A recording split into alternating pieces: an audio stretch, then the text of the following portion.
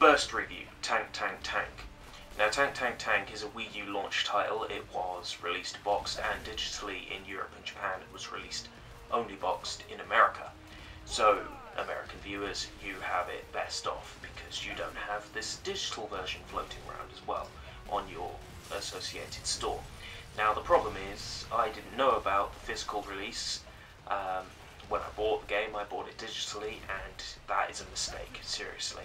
Because it's released under this sort of free-to-play mentality in Europe, where it's like, oh yeah, you can download it for free, and then you buy add-ons that remove the play limiter and all this other stuff, and it's just not worth it. I mean, the game's fairly cheap on Amazon. You can just buy it on Amazon, physically, for a lot less than it costs to buy each of the parts digitally. Don't make the same mistake I did, okay? Now that that's out of the way, what is Tank Tank Tank? Well, it's sort of like it's like an arena shooter game. You find yourself beating monsters and small robots and all sorts of things while playing as a tank, and you unlock more tanks and more medals by playing. It's predominantly a multiplayer game, but the game has a story mode, and that's what I'll be focusing on, because you know me, I'm not really a multiplayer player. So, yeah.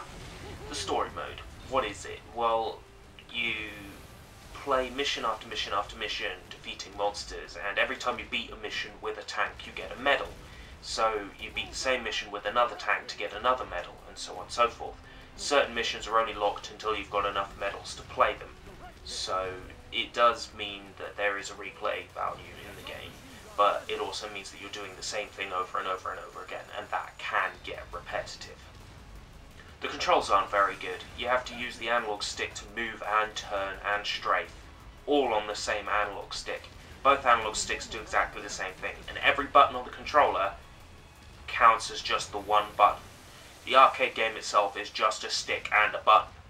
So, that being transferred to a controller, every button is that one button, and both sticks is that one stick. So, it's not really comfortable. Turning can be difficult. The only tanks that seem to control rather well are the driving tanks, because you can do a drift with them, but apart from that, it's still awkward to control the tanks. The one fundamental thing, the one thing that you're going to be doing throughout the whole game, all the time you're driving a tank, that one thing is going to be controls, and the controls are not as good as they could be. I mean, I have to admit that. I find the simplicity of this game amiable. It was clearly a deliberate decision to make the game as simple as possible, and I'm partially glad they did, because it makes it, although it's monotonous, it makes it enjoyable to play through at the same time.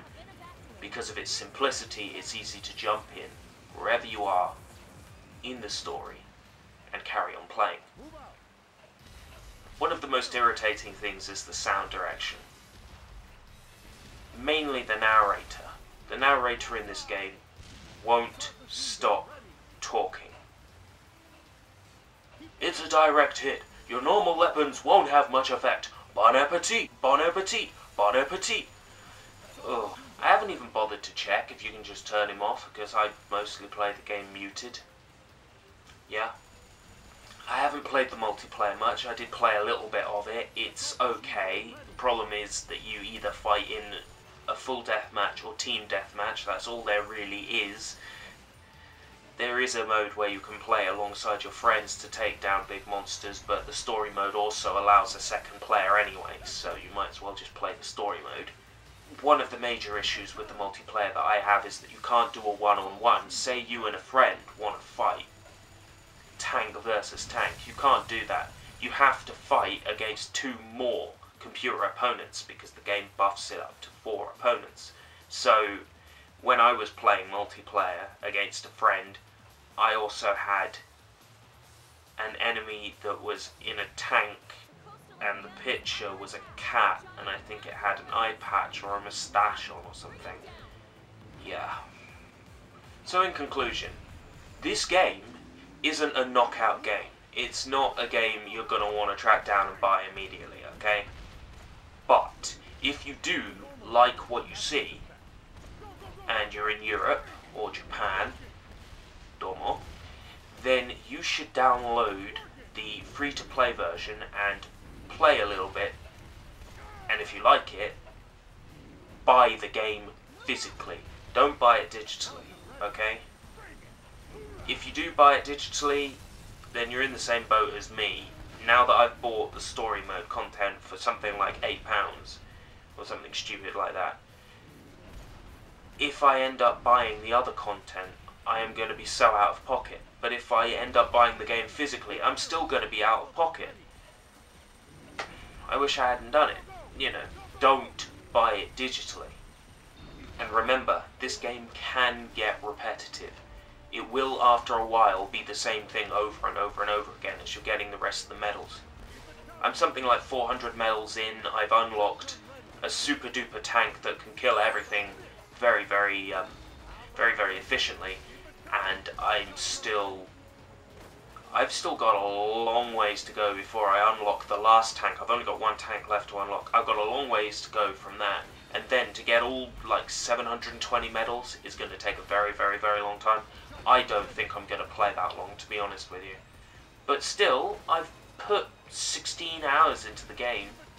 I've got my £7 worth. I'm sure if you find this game for anything near the £10 mark, you'll enjoy it. Just don't expect a knockout title, because this isn't a knockout title. Until next time, if we live that long.